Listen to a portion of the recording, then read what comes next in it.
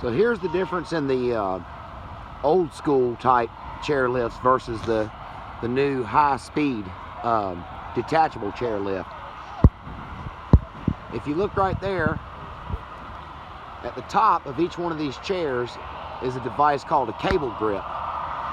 Now on the traditional type, the chair is actually installed onto the cable, and the cable grip is tightened down and it's fixed, it's permanent. On the high speed, it's a detachable cable grip. As you can see, there's a lower wheel and there's an upper wheel. And there's a set of massive springs there.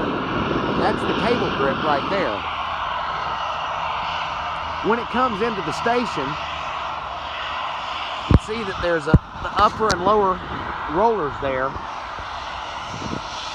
They're pinched together like that when they go through a set of rails, which causes the cable grip to detach.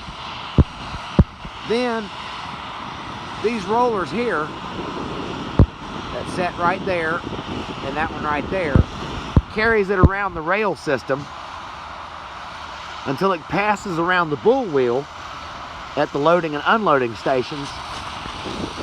Once it passes through, it comes off of that track system, and when it does, the spring-loaded mechanism closes back down on that cable grip and reattaches it, which means the chair then runs at full speed.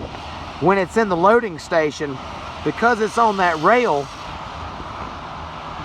there's a mechanism that moves the chairs around at very slow speed in the loading stations. But once it's out back on the cable, it's running probably 3 times faster than an old chairlift. I mean, it takes 5 minutes to get to the top here versus 15 minutes for the old chairlift that they used to have. And there is a safety mechanism.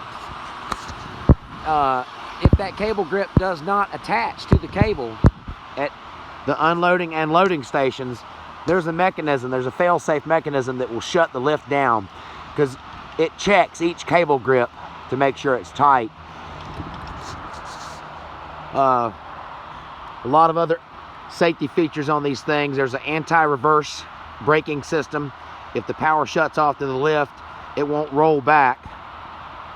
Another thing is called brittle bars. These are to the outside of the roller sheaves. If this cable were to jump off of the roller sheaves, it lands on the brittle bars and shuts the system down. There's a sensor on each roller sheave on the uphill and downhill sides.